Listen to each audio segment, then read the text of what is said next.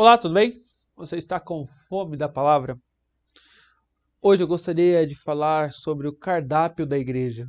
É isso aí, cardápio da igreja. Isso é interessante. Veja o que Paulo diz para Timóteo sobre esse cardápio que ele deveria ter para a igreja que ele cuidaria.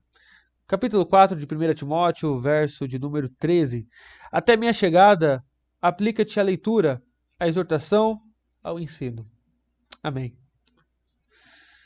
Paulo aqui diz para Timóteo, até minha chegada você tem que fazer 3 coisas no cuidado pastoral. Primeiro, aplica-te à leitura. E aqui leitura não é uma leitura pessoal, é uma leitura pública. De acordo com os estudiosos, Paulo está se referindo à leitura que era costumeira nas igrejas. Tá? Um hábito herdado da cultura judaica, onde o sacerdote era aquele que lia as escrituras para o povo.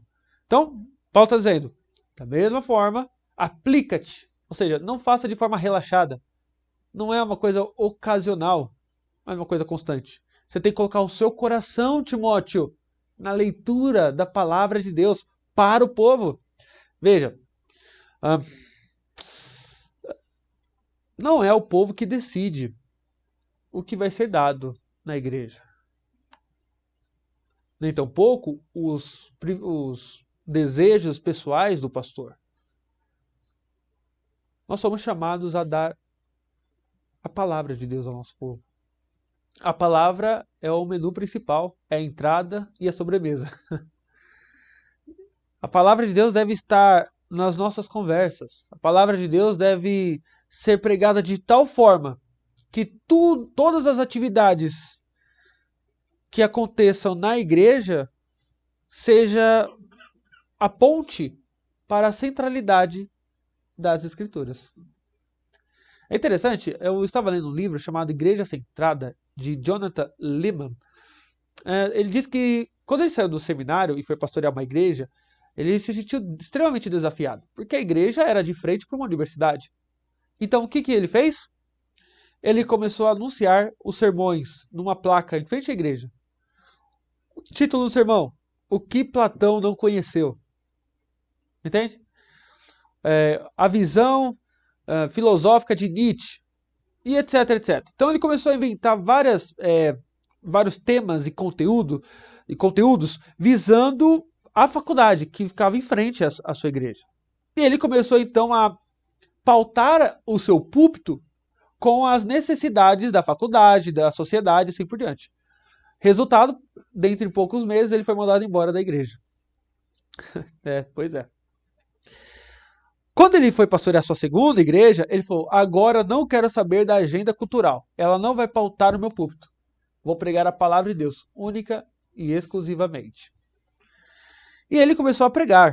E, por coincidência, ou não, né, ou cristocidência, eu digo isso porque eu também estou pregando onde ele pregou. Ele disse que começou a pregar nessa segunda igreja o Sermão do Monte. E ele chegou num texto que nenhum pastor escolheria se não estivesse pregando em sequência, que é quando Jesus fala sobre o divórcio. E ele vai lá e fala, poxa, mas é a palavra que vai nortear meu púlpito, tudo bem. E foi lá e pregou sobre o divórcio. Difícil, tema espinhoso, né? E depois ele recebeu a visita de um casal no seu escritório dizendo, pastor, obrigado pelo sermão, porque nós estávamos pensando em nos divorciar. E o Senhor nos mostrou a beleza do casamento. Nos mostrou o ódio de Deus para com o divórcio. E por meio daquela pregação, o nosso casamento foi restaurado. Entende? Ele entendeu, Jonathan Leeman entendeu muito cedo no ministério dele, que a palavra de Deus dita o que é falado no púlpito. É como se a mente do pregador, o seu coração fosse acorrentado à palavra de Deus e nós ali como servos do Senhor subíssemos no púlpito e assim pregássemos na autoridade de Deus e em submissão à sua palavra. Paulo está dizendo isso. Aplica-te à leitura pública da palavra de Deus. A exortação, ou seja, não é algo que você faz sem coração, Timóteo. Quando você lê a palavra de Deus e mostra que a palavra de Deus é que rege o púlpito, a igreja, a vida e deveria reger uma nação, Você deve fazer isso de forma encorajadora, Timóteo. Irmãos, há pessoas que entram em nossas igrejas e estão quebradas. Talvez seja você, que entra na igreja até bem arrumado, mas só Deus sabe as lutas que você tem travado na sua área sexual. Na luta contra a santidade, a favor da santidade, mas você por vezes se vê caído na lama do pecado. Só Deus sabe o que você passa no seu casamento, por exemplo.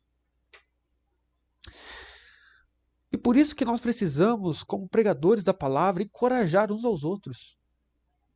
Com essa palavra que é poderosa para transformar, para trazer conforto. E por fim ele diz ao ensino. Ou seja, não é só ler, não é só encorajar, tem que ter conteúdo, Timóteo. Você tem que ensinar. Você tem que se programar, ou seja, a escola dominical, agora aplicando a nós, né, tem que estar funcionando, tem que estar com temas coerentes com a palavra de Deus, o professor tem que se dedicar ao máximo, tem que acompanhar o desenvolvimento da sua classe, tem que indicar boa literatura, tem que ter conteúdo, porque só assim nós vamos galgar a maturidade cristã. A palavra de Deus é o cardápio para uma boa igreja. A palavra de Deus é o cardápio na mão de um bom ministro de Cristo. Em tempos difíceis, é necessário nos apegarmos cada vez mais à palavra de Deus. Que Deus nos ajude. Vamos orar? Deus, nos faça amar a Tua grandeza revelada na palavra do Senhor. Nos faça amar a Tua palavra revelada a nós. Nos faça amá-la cada vez mais em nossa existência. Que ela seja o centro de tudo o que acontece em nossas igrejas. Que nós a busquemos cada vez mais com a dor no coração. Ó Deus, que essa ardente expectativa de vislumbrar cada vez mais o Teu coração revelado nas Escrituras seja a nossa realidade. É assim que nós pedimos, em nome de Jesus. Amém. Se você ficou comigo até mais esse final de vídeo, eu peço que você cumpra aquela liturgia do YouTube. Curta, compartilhe, se você não é inscrito, se inscreva, a fim de que nós alcancemos o maior número de pessoas para a glória de Deus. Até a próxima.